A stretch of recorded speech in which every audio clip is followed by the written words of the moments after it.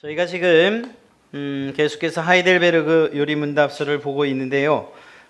그 가운데에서 오늘은 12, 13, 14문에 관한 15문에 관한 그러한 내용을 저희가 보게 될 것입니다. 받으신 우리 교재 혹은 성경 공부 요리문답서를 보시면 2부 인간의 구원 제 5번째 주일에 해당하는 그러한 말씀을 저희가 살펴보려고 하는 것이죠. 저희가 지난주까지의 이야기를 좀 집약해서 이야기를 해보면 그렇습니다. 모든 사람은 죽을 수밖에 없는 죄인이다. 우린 죽을 수밖에 없는 죄인이라는 거예요. 우리가 지은 죄도 있지만 아담과 하와가 지었던 그 원죄 때문에 우린 나면서부터 죽을 수밖에 없는 그러한 사람들이다라는 거죠. 그러면 우리가 죽어야 된다는 그러한 죽을 수밖에 없다는 그러한 전제로 이 세상에 태어났을 때에 하나님의 사랑은 어디 갔냐는 거예요. 하나님이 아니 우리를 사랑하신다면서, 하나님이 우리에게 은혜를 베푸신다면서, 우리에게 복을 주신다면서, 그런데 최종적으로 우리가 죽을 수밖에 없다, 죄 때문에 죽을 수밖에 없다라는 그러한 정해진 그러한 법에 따라서 정해진 운명에 따라 산다고 한다면 하나님의 사랑은 언제 나타나냐는 거죠. 설령 우리가 이 세상에 살면서 하나님이 주시는 복을 받아 누린다고 한다 할지라도 영원토록 살아야 하는 그 세상에서 하나님의 심판 가운데 산다면, 죄값을 치르면서 정말 영원한 지옥 형벌 가운데 살아야 한다면 그때의 하나님의 사랑은 우리에게 어떻게 나타났느냐 하는 이러한 문제가 있는 거죠. 그러면 하나님께서 그러면 우리 그냥 용서해 주십시오. 하나님이 혹시라도 그렇게 하셨다고 한다면 이때는 또 무엇이 문제가 된다고 했죠? 하나님의 공의가 문제가 되는 거예요. 아니 공의롭고 정의로우시다면서요, 죄인을 그렇게 하나님 마음대로 그냥 막 용서해 줘도 되는 겁니까?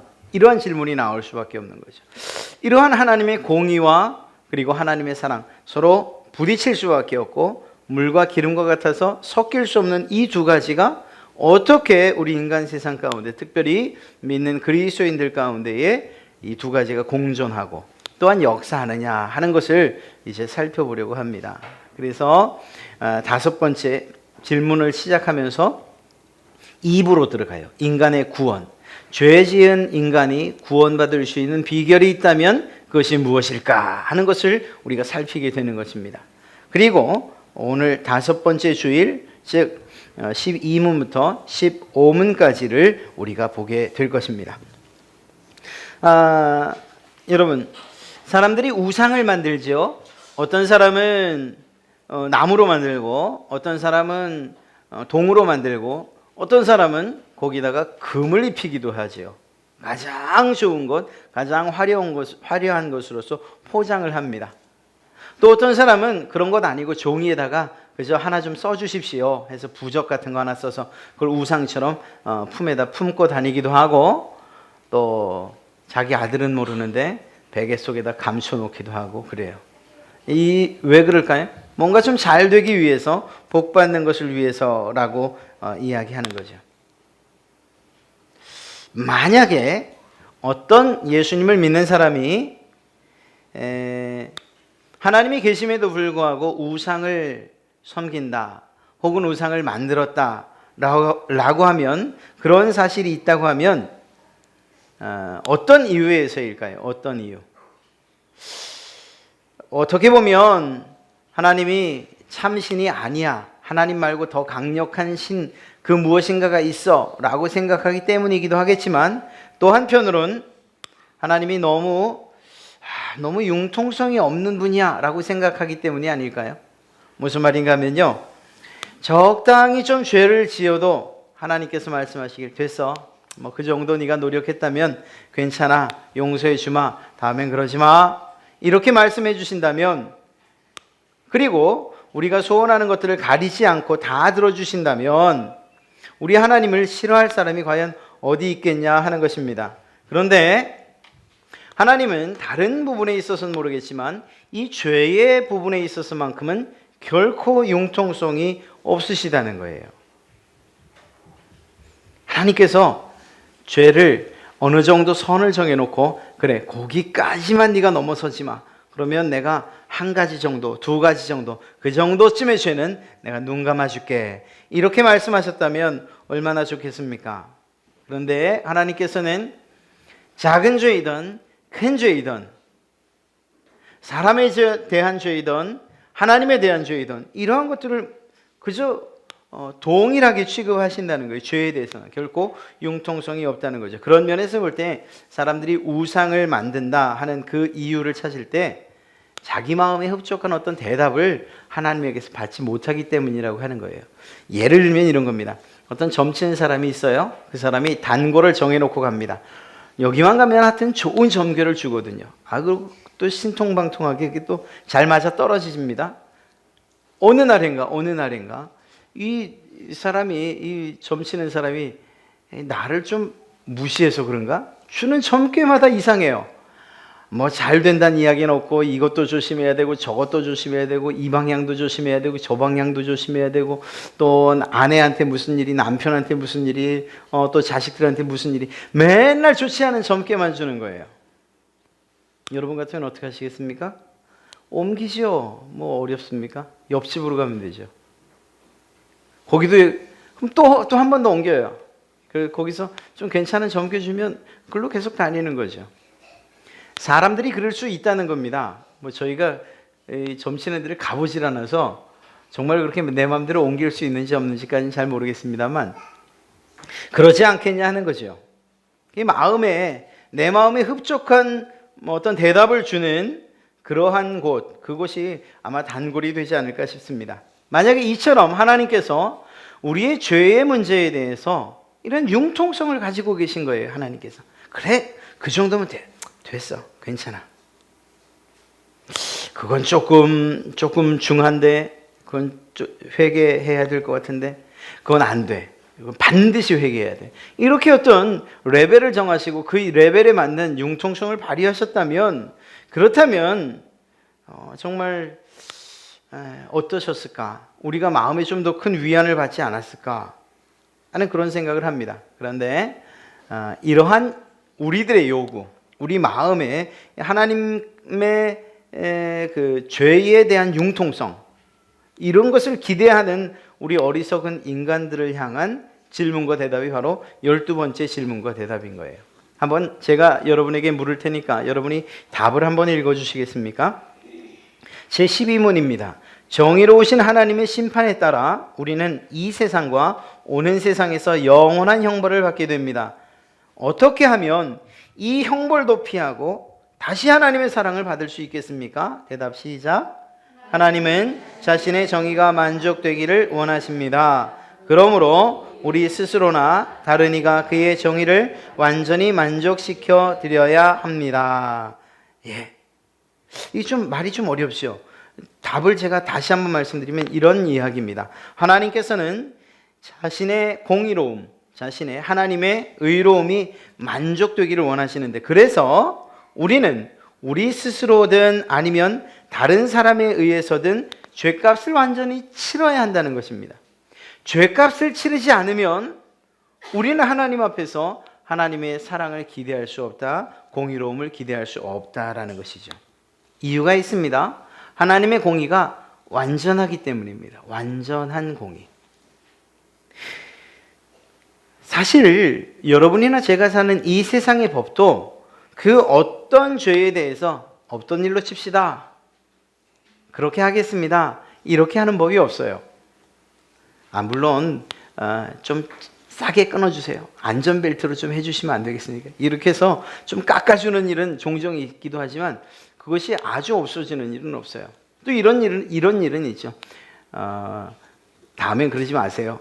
이건 그분이 좀 불쌍하고 또 한 번쯤 경고해도 된다고 하는 의미지 죄가 없다는 얘기는 아니지 않습니까? 자, 죄에 합당한 대가가 치러질 때까지 그 죄의 효력은 계속됩니다. 허술하기 그지없는 세상 법도 그렇다는 거예요. 그러니 세상의 법과 하나님의 법을, 그 공의로움을 비교할 수 있겠습니까? 예를 들어서 재판이 벌어졌어요. 지금 재판이 벌어졌습니다. 여러분이 그 청중이고 또한 재판에 참여한 그러한 사람들입니다.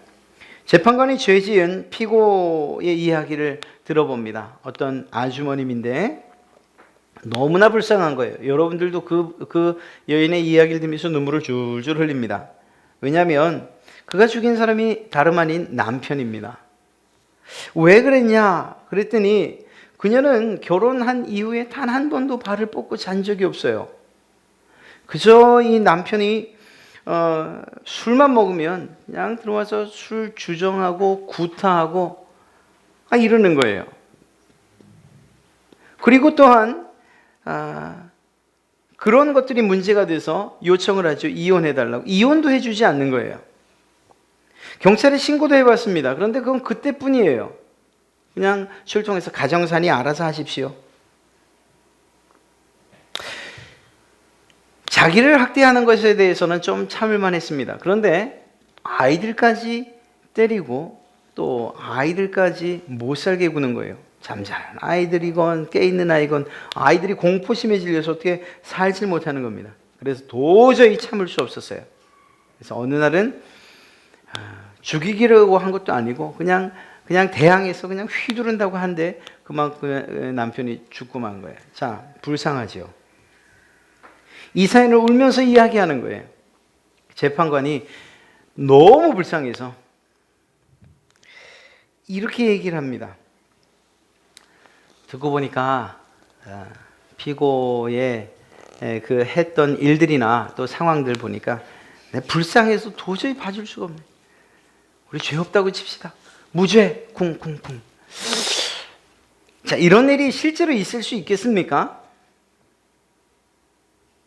실제로는 있을 수가 없는 일이에요. 왜냐하면 그 나라의 법이 있기 때문이에요. 한 사람이 죽었다는 것에 대한 그 문제가, 그 죄가 그냥 그렇게 죄 없습니다. 이거 듣고 보니까 너무 불쌍하군요. 죄 없습니다. 그렇게 하는 한마디로서 해결될 수는 없다는 것입니다.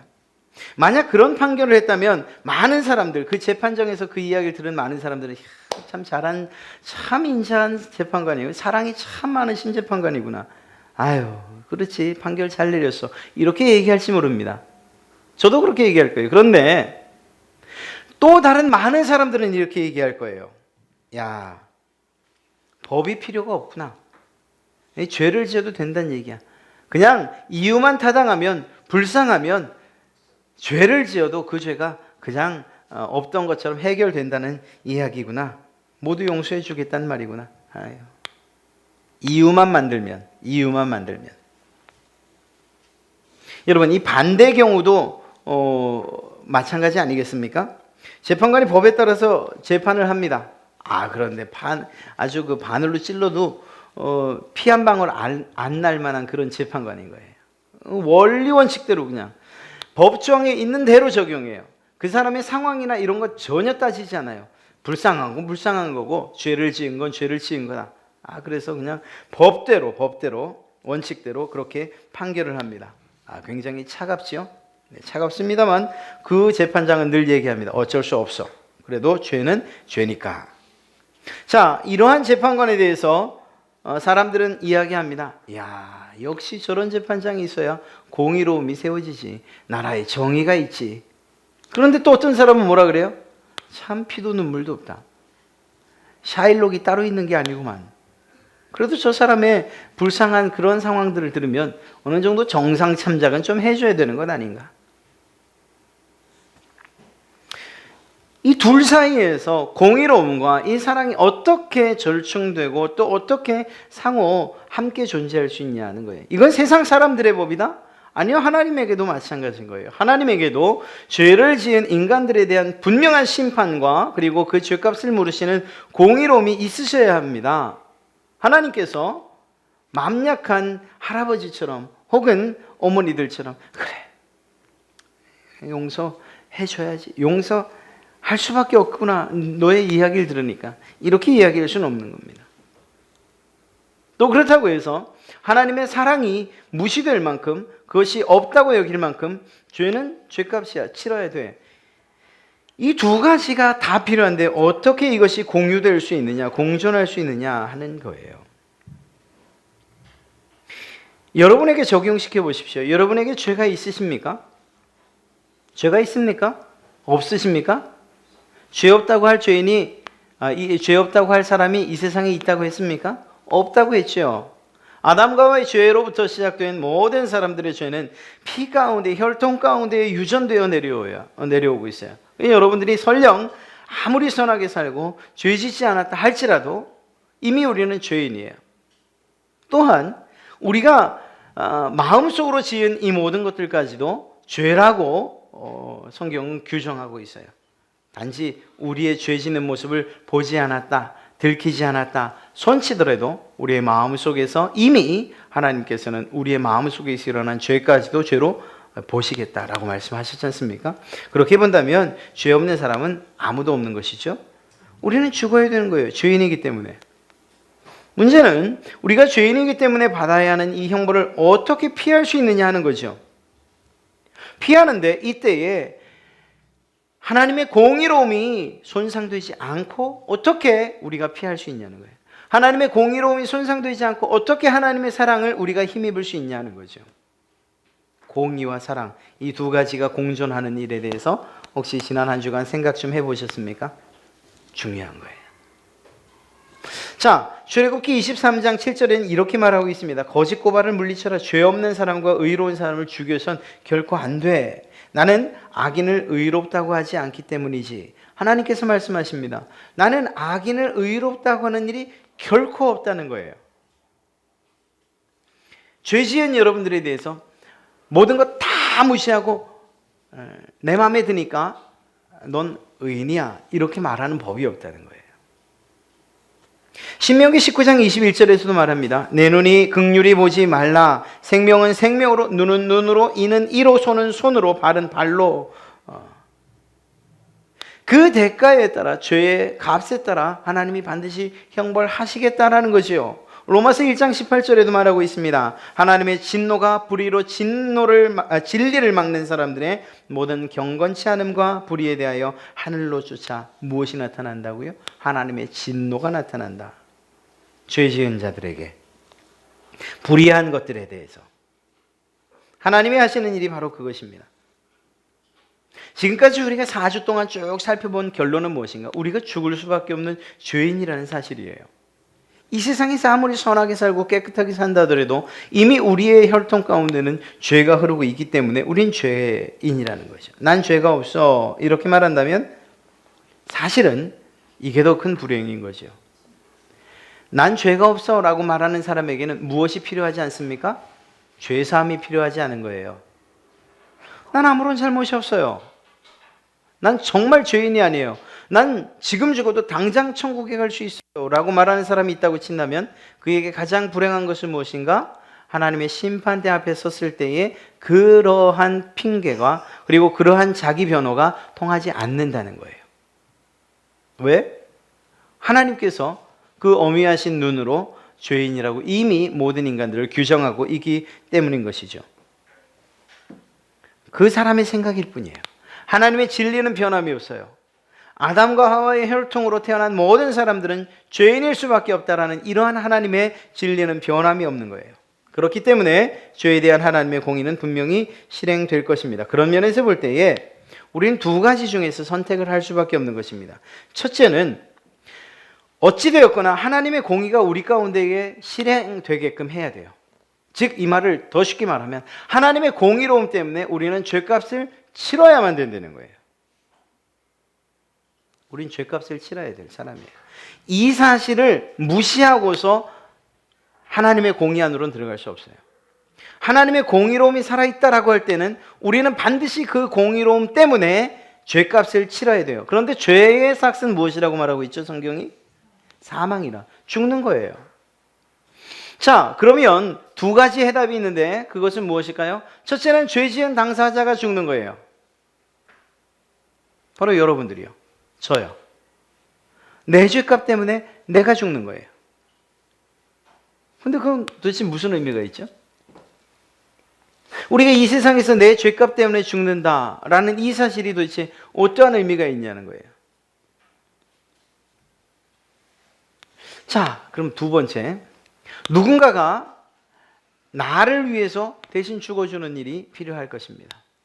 첫 번째로 내가 내 죄값을 가지고 죽는다라는 그 의미에서 가장 모순된 점이 무엇인가 하면 앞으로도 또 살펴보겠지만 다른 사람들이 나를 위해 죽어준다고 할 때도 그때도 해당하는 말입니다만, 내가 나를 위해서 죽는 것, 내 죄값 때문에 죽는 것 자체가 허용이 안 돼요.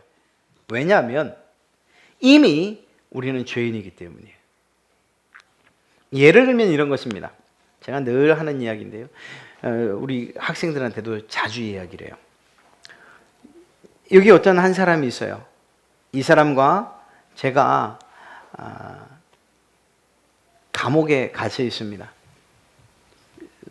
죽였어요. 누군가를 죽였어요. 그래서 우리가 판결 받은 게 결국은 사형 집행 날짜를 앞두고 있는 이 사람과 저예요. 여기 한 사람 보이죠? 이 사람과 제가 사형 날을 받아놓고 있어요. 내일 모레, 전 내일 모레 글피. 근데 이 사람이 통보를 받은 거예요. 소식을 받았어요. 어머님이 지금 돌아가실 지경에 돼 있다고. 이제 마지막 유언을 남겨야 되는데 아들을 보고 싶어 한다고. 이 얘기를 듣고 이 사람이 가슴이 찢어져요. 어머니 한 번만 봤으면 참 좋겠는데. 제가 보니까 너무 딱하잖아요. 그 상황이. 그래서 제가 교도관을 불러서, 교도관님, 제가 한 가지 말씀을 드리고 제안을 드릴 게 있는데 가능하면 좀 그렇게 해주십시오. 이 사람 집에 좀 갔다 오게 하면 안 되겠습니까? 약속을 어길 사람도 아니고, 만약에 약속을 어기고 안 돌아오면 제가 대신 죽겠습니다. 이렇게 얘기를 했어요. 틀린 말은 아닌데 틀렸어요. 뭐가 틀렸죠? 네, 저도 이미 죽음을 확정 지어놓은, 저도 죽어야 될 사람이에요. 내가 이미 죽어야 될 사람인데 누군가를 위해서 죽어주는 이 일은 있을 수가 없는 일이에요. 허락되는 일도 아니고요. 그런데 이 감옥 바깥에 있던 교도관이 이 사람의 마음을 보고 또 그 효심을 보고 그 상황을 보고 아주 딱하게 생각해서 그 마음씨 착한 교도관이 건의를 했습니다. 물론 그 일이 허락되지도 않습니다만 예를 들어보는 겁니다. 그 교도관이 소장님, 저 사람 한번 보내주시면 안 되겠습니까? 안 되지. 아니요, 혹시 안 돌아오면 제가 죽겠습니다. 이 사람은 죄도 없는데. 교도관에겐 죄가 없잖아요. 죽을 만한 죄가 없잖아요. 사형언도를 받은 적도 없고. 가능하지 않은 일이지만 그냥 우리가 가능하다고 보면 뭐 안 될 일은 아닌 것 같아요. 죄 있는 사람을 위해서 죄 없는 사람이 죽어준다? 그건 가능한 거예요. 그러나 죄 있는 사람을 위해서 죄 있는 제가 죽어준다? 이건 가능하지 않은 거예요. 이 무슨 말인가 하면요, 제가 제 죄값을 대신해서 죽는다고 할 때에도 이미 내 죄값을 위해서 죽는다고 한 이미 제게 죄가 있어요. 죄인이라는 거예요. 내가 나를 위해서 죽는다는 것이 아무런 이 땅에서 더욱 존재의 가치가 없으니 의미가 없는 일이기도 하지만 그 자격 자체가 제게 없다는 거예요. 그저 죽는 것으로 끝나는 거예요. 영원한 형벌을 받는 것으로 끝나는 거예요. 영원한 지옥 형벌을 받아야 된다는 사실이 확정되어 있는데 제가 나를 위해서 죽는다는 것이 도대체 무슨 의미가 있냐는 거예요. 아무런 의미가 없는 거죠. 그러니 우리에게는 두 번째 방법밖에 필요가 없는 거예요. 누군가 나를 위해 죽어줄 바로 그 사람. 다른 어떤 것이 우리를 위해서 대신 하나님의 공의를 만족하는, 나를 위해 죽어주고 또한 나를 위해 형벌을 받을 그 대상이 필요하다는 것입니다. 세 번째 방법은요? 없어요. 이 둘 중에 하나예요. 내가 죽든가 또 다른 어떤 대속물이 필요한 거예요. 그것에 대한 질문과 대답이 바로 13번째입니다. 제가 여러분에게 질문을 할 테니 여러분이 또 다시 한번 대답해 주십시오. 제 13번째 질문입니다. 우리 스스로 죄값을 치를 수 있습니까? 절대 없습니다. 사실 우리는 날마다 죄를 더해가고 있을 뿐입니다. 그렇습니다. 말씀드렸잖아요.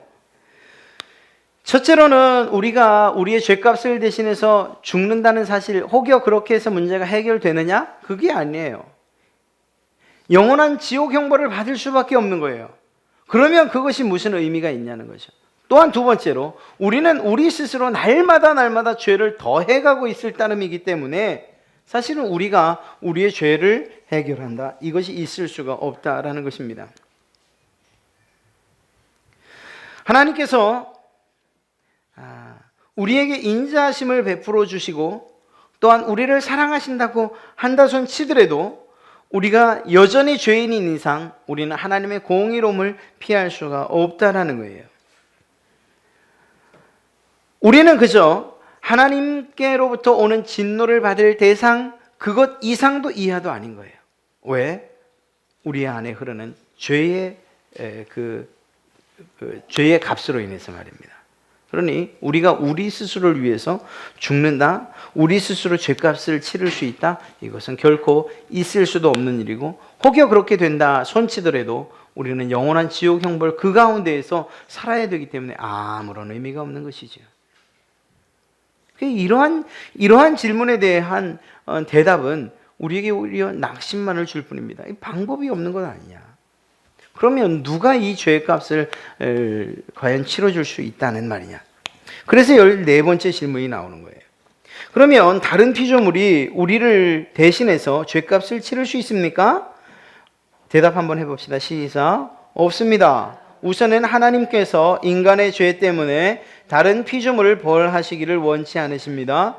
더구나 어떠한 피조물도 죄에 대한 하나님의 영원한 진노를 감당할 수 없으며 다른 피조물을 구속할 수도 없습니다. 네, 하나님은 이러한 일들에 대해서 다른 피조물들이 대신 우리의 죄값을 치르는 것에 대해서 허락하지 않으셨어요.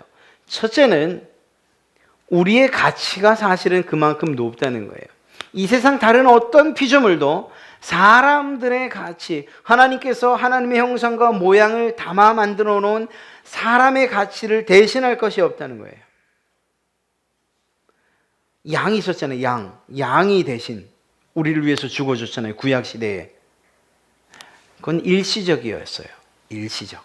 그래서 이 이스라엘 백성들은 자신이 죄를 지을 때마다 양을 끌고 오던 비둘기를 가지고 오던 소를 끌고 오던 죄를 지을 때마다 양을 가지고 제사장 앞으로 갔어야 했어요. 아니 대제사장이 1년에 한 번 한다며. 예, 그것도 마찬가지였어요. 1년에 한 번으로 끝난 게 아니고요. 매해 반복됐어요. 매년마다 자기 민족의 죄 혹은 이스라엘 백성들의 죄를 사함받기 위해서 매번 제사를 드려야만 했어요. 완전하다고 말할 수 있습니까? 없다는 거예요. 하나님께서 제정해 주신 제사의 법칙을 가지고도 인간의 죄가, 우리 모든 사람들의 죄가 없이 될 수 있냐? 없다고 이야기하고 있는 것입니다. 어떠한 피조물도 하나님의 영원한 진노를 감당할 수 없다라는 거예요. 그래서 히브리서 10장 4절에서는 황소와 염소의 피가 능히 죄를 없이 하지 못함이라 이렇게 이야기하고 있는 것입니다. 그 어떤 제물도 우리의 죄를 완전히 사할 수는 없다라는 사실입니다. 이게 문제 아닙니까? 아니 그러면 도대체 무슨 얘기예요? 하나님, 내가 나 스스로 죄값을 치르는 것도 안 된다고 말씀하시고, 그러면 다른 피조물들이 나를 대신해서 죽는 것도 안 된다고 하시고, 다른 사람이 나를 위해서 죽는 것도 안 된다고 말씀하시고, 도대체 우리에겐 어떤 길이 있는 것입니까? 말씀드린 것처럼 양이나 소 혹은 염소가 우리를 대신해서 죽어준다. 그것이 일시적이고, 이미 말씀드린 것처럼 또 한 가지는 그것이 우리를 위해서 대신 죽어주고 우리가 살아날 만큼의 가치가 있는 그 피조물이 어떤 것도 없다는 거죠. 온 천하보다 한 생명이 귀하다고 하신 그 말씀이 여기에 적용. 이 세상에 있는 모든 것들이 다 내 죄를 위해서 죽어준다 하더라도 우리의 가치를 대신할 만한 피조물이 이 세상에 없다는 거예요. 그만큼 우리는 하나님의 심혈을 기울여서 정성껏 그 사랑을 담아 만들어진 존재라는 것입니다. 이미 말씀드린 것처럼 그렇다면 사람이 사람을 위해 죽어주는 일이 가능합니까? 안 된다고요. 안 된다고요. 왜 안 되냐고요? 그 사람도 죄인이에요. 그 사람도 죄인이고 나도 죄인인데, 나도 이미 태어나면서부터 원죄 아담과 하와의 죄를 가지고 있고 내가 살면서 지은 죄가 있는데, 이 죄 지은 사람이 또 다른 사람의 죄를 위해서, 그 죄인을 위해서 대신 죽어준다는 일이 가능하냐? 그게 불가능하다는 일이에요. 그러니 이 세상에서 우리를 위해 죽어줄 그 어떤 피조물도 우리는 발견할 수 없다는 겁니다. 이게 문제인 것입니다. 여러분, 이 문제를 도대체 하나님은 어떻게 해결해 나가실까요? 그것이 제 15문에 담겨 있는 그러한 정말 우리에게 큰 기쁨이 되는 말씀입니다. 물론 해답을 아직 제시하진 않았어요. 자, 15번째 질문을 제가 질문할 때 대답해 주시기 바랍니다. 그렇다면 어떤 중보자와 구원자를 기대해야 합니까? 시작. 그는 참 사람이면서 진실로 의로우시고 모든 피조물보다 큰 능력을 소유하신 참 하나님이셔야 합니다. 아멘. 자, 첫 번째로 참 사람이어야 되는 이유는 무엇인가 하면 우리가 사람이기 때문이에요. 우리의 죄를 대속하기 위한 또 다른 대상, 바로 사람이어야 되는. 만약에 하나님께서 그냥 하나님의 능력으로만 우리에게 너 죄 없어 이렇게 이야기하셨다면, 그렇다면 무엇이 무너진다고요? 처음 말씀드렸던 공의가 무너지는 거예요. 아, 이거 하나님 마음대로구나. 자기 좋은 사람은 살리고 아닌 사람은 죽이고. 아유, 그렇게 그 하나님의 공의가 어디 갔나? 하나님이 정의로운가? 하나님이 정의롭지 못하네. 이렇게 얘기한다는 거죠. 그러니까 참 사람으로서, 그러나 죄 없는 사람으로서 죄 있는 사람의 그 죄값을 대신 치를 사람이 필요하다는 거예요. 제가 예를 한번 들어볼까요? 우리 입장에서 볼 때 결코 우리가 그 구원을 감당할 능력이 없어요. 그러한 하나님의 큰 위대한 힘이 우리에게 작용되면 말입니다. 개미가 일렬로 줄을 지어서 이렇게 걸어가고 있어요. 개미가 그건 거미가군요. 거미가 줄을 타고 내립니다. 개미가 이렇게 땅을 걸어가고 있어요. 그런데 얘네들 가만 보세요. 개미들이 자기의 몸 무게 혹은 자기 몸의 부피 몸보다 더 큰 짐들을 이렇게 짊어지고 가잖아요. 얼마나 불쌍한지. 나뭇잎 끌고 가는, 나뭇잎이 움직이네 보면 개미가 끌고 가고 있는 거잖아요. 하체가 얼마나 짓궂은지 개미가 가는 길에다가 이렇게 꾹 팠어요. 이렇게 쑥 파고서는 물을 갖다가 이렇게 줄줄줄줄 흘러가게 했어요. 개미들이 여기를 건너갈 수 있을까요? 없어요. 일로 돌아가거나 절로 돌아가는데 제가 얼마나 멀게 났는지 개미들이 갈 수가 없어요. 여기 넘어가야 되는 여기 막 바글바글 거리고 있어요. 이게 참 안 되게 불쌍하네. 얘를 어떻게? 제가 이렇게 두 손을 들어서 이렇게 건져줬다고 이렇게. 물론 이제 가죠. 그런데 그 개미 입장에서 보면 이게 참 하늘이 무너질 만한 일이에요. 하늘에서 거대한 두 기둥이 내려와서 자기를 번쩍 들어 올리는 거죠. 그러더니 건너편에 갖다 놓는 거예요. 사실 이 일에 대해서 이해할 수 있는 개미가 없어요. 이처럼 하나님의 구원이 우리에게 초자연적으로, 그리고 우리가 이해할 수 없는 방법으로 우리에게 주어졌다면 우리는 그 하나님의 은혜와 사랑에 대해서 감사하기는커녕 오히려 하나님 앞에 두려움에 떨 수밖에 없는 그러한 존재들이라는 것입니다.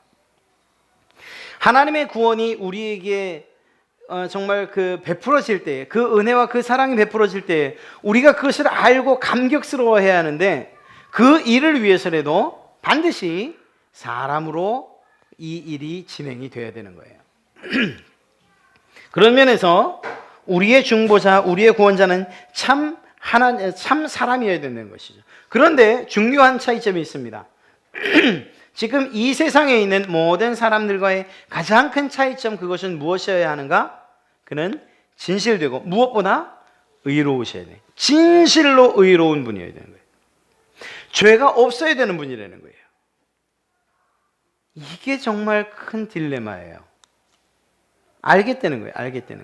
물론 여러분이 지금 계속 들으면서 고민을 좀 하셔야 돼요. 그래야 저희가 뒤로 배워가면서 이게 이런 방법으로 하나님이 해결하셨구나, 이런 것들이 여러분의 마음 가운데 깨달아질 겁니다. 자, 하나님께서 참 사람의 모습으로 중보자를 보내기로 결정하셨습니다. 그런데 그 중보자의 갖춰야 될 모습이 무엇이 있느냐? 진실로 의로워야 된다는 거예요. 진실로 의로워야 된다는 거예요. 죄가 없어야 된다는 거예요. 자, 여러분은 이 문제를 어떻게 해결하시겠습니까? 여러분이 하나님이시라면 사람을 이 땅에 태어나게 해야 되는데 그 사람에겐 죄가 없어야 되는 거예요. 뭐에서 걸리죠? 원죄예요. 원죄. 이 세상에 태어난 모든 사람들은 죄를 가지고 태어날 수밖에 없는데 이 죄로부터 단절되어서 깨끗한 의로운 죄 없는 사람이 태어나야 되는 거예요. 이걸 어떻게 하시겠냐고요. 어떻게. 계속 숙제네요. 예, 계속 숙제입니다. 이거 어떻게 하냐는 거예요.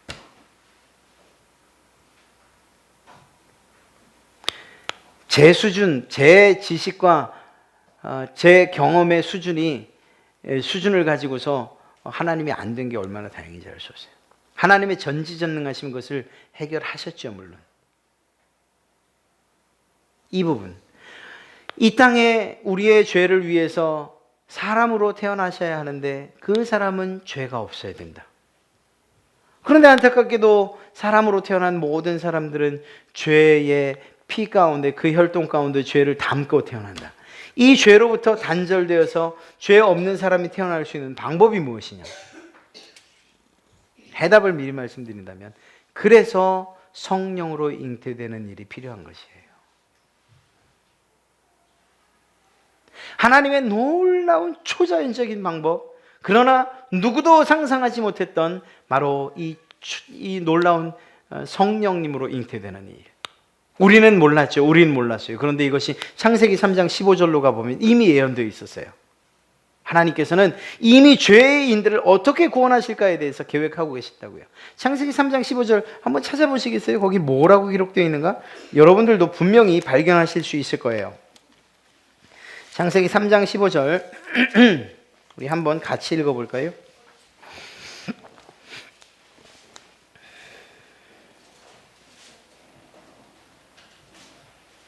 여기에서 내가는 하나님이십니다. 너로, 여기는 뱀이에요. 뱀에게 이야기하시는 말입니다. 하나님께서, 자, 함께 읽습니다. 시작. 내가 너로 여자와 원수가 되게 하고 내 후손도 여자의 후손과 원수가 되게 하리니 여자의 후손은 내 머리를 상하게 할 것이요 너는 그의 발꿈치를 상하게 할 것이니라 하시고 아멘. 네, 제가 다시 말씀드리면 하나님께서 뱀에게 말씀하십니다. 여자, 즉 하와와 원수가 되게 합니다. 뱀이. 그런데 뱀의 후손, 즉 다시 말해 사단, 그 사단도 여자의 후손과 원수가 되게 하리라 말씀하시죠. 자, 여기서 여자의 후손이라고 이야기한 특별한 이유가 있을까요? 있습니다. 이스라엘 백성들의 후손은, 그리고 그 족보의 기록 방법은 남자를 중심으로 움직여가게 돼요. 그런데 여기에 특별히 여자의 후손이라고 이야기한 이유가 무엇일까? 남자를 알지 못한 채 남자의 씨가 아니고 태어난 후손이 있다는 거예요. 그분 누굴 얘기할까요? 예수 그리스도. 자, 보십시오. 여자의 후손은 내 머리를 상하게 할 것이요. 이게 언제 일어났습니까? 예수님께서 언제 그 사단의 머리를 짓밟으셨습니까? 부활 사건을 통해서. 예수님이 상처 입으신 적이 있습니까? 예. 너는 그의 발꿈치를 상하게 할 것이다. 뱀의 후손, 그의 발꿈치, 예수 그리스도의 발꿈치를 상하게. 이 무슨 말입니까? 예수님께서 죽음, 사단의 가장 큰 무기와 세력이라고 할 수 있는 죽음으로 십자가에서 돌아가셨죠. 이건 뒷발꿈치를 물릴 정도라는 거예요. 만약에 하나님께서, 예수님께서 다시 부활하는 일이 없었더라면 예수님은 그것으로 실패라고 말할 수 있을지 모르겠습니다. 그러나 예수님께서 3일 만에 다시금 부활하심으로 말미암아 그 뱀의 머리를 짓밟는 일이 일어났다는 거예요. 예수님께서 완전한 승리를 하셨다는 거죠. 자, 여기에서 마찬가지로 여자의 후손이라고 이야기하고 있는 이것이 바로 성령으로 잉태될 것에 대한 그러한 하나님의 예언이라고 이야기해도, 예시라고 이야기해도 결코 틀리지 않습니다. 자, 성령으로 태어나는 이 방법, 이 놀라운 방법을 통해서 죄와 단절되고 그리고 하나님의 성품을 그대로 닮아가신, 그래서 예수님을 이야기할 때 그가 사람이로되, 그가 사람이지만 그러나 죄는 없으신 분이라고 이야기할 수 있는 거예요. 그분이 살면서도 죄를 짓지 않았냐? 예, 살면서도 죄를 짓지 않았다는 이야기죠. 가지고 태어난 죄는 없냐? 예, 그 죄도 없다는 거예요. 왜? 누구로 인하여 잉태되었기 때문에? 성령님으로 인하여 잉태되셨기 때문에. 자, 여기서 그래서 참 사람이라고 이야기하는 거예요. 그래서 그에게 대해서 이야기하기를 진실로 의롭다고 이야기하는 것입니다. 또한 그분이 하나님이셔야만 하는 이유가 있어요. 좀 더 자세한 것은 이제 다음 주에 왜 그분은 참 사람이어야 됩니까? 왜 그분은 참 하나님이셔야 됩니까? 다음 주에 우리가 또 공부하게 될 것입니다. 오늘 다 말씀드리지 못해서 죄송해요. 그러나 분명한 이유가 있어요. 왜 참 사람이어야 되지? 왜 참 하나님이어야 되지?